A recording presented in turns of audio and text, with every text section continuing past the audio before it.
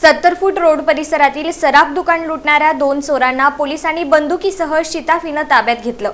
तिसरा आरोपी मात्र अद्याप फरार आहे। 70 फूट रोड परिसरातील सराफ दुकानात बंदूक लावून सोन्याचे दागिने लुटणाऱ्या तिघा चोरांपैकी बंदूकधारी चोरासह दोघांना पोलिसांनी ताब्यात घेतलं।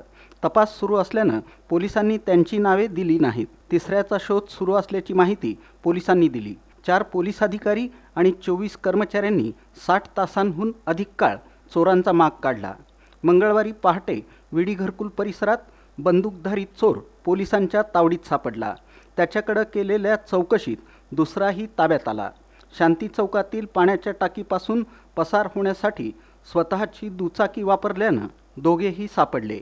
शिवकुमार ज्वेलर्समध्ये शनिवारी दुपारी 12:30च्या सुमारास 3 चोर घुसले होते।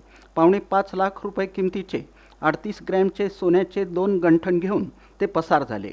ज्या दुचाकीवरून ते आले ते तिथंच सोडून गेले। गेंट्याल टॉकीजवळ कपडे बदलून हे चोर रिक्षातून शांती चौक पाण्याच्या टाकीपासून पसार झाले होते। बंदूकधारी चोर हा मूळचा पुण्याचा, तो प्रकरणातील म्होरक्या असल्याचं पोलिसांनी सांगितलं। सोलापूर हे त्याचं आजोळ आणि सासूरवाडी आहे। त्याच्याकडून गुन्ह्यात वापरलेली बंदूक जप्त करण्यात आली। प्राथमिक तपासात ही बंदूक खरी असून ती त्यानं 2024मध्ये पुण्यातून आणल्याचं निष्पन्न झालं। पकडण्यात आलेले चोर सराईत गुन्हेगार असून त्यांच्यावर खुनासारखे विविध गंभीर गुन्हे दाखल आहेत। तिघांची येरवडा जेलमध्ये ओळख झाली होती। बाहेर पडल्यानंतर त्यांच्या चोऱ्या सुरू झाल्या। गुन्ह्यात वापरलेल्या चोरीच्या दुचाकीमुळे पोलिसांचा तपास चक्रावून गेला होता। मात्र मुख्य आरोपी स्वतःच्या दुचाकीवरून जात असताना पोलिसांच्या तावडीत सापडला। त्याला अत्यंत शिताफीनं अटक करण्यात आली।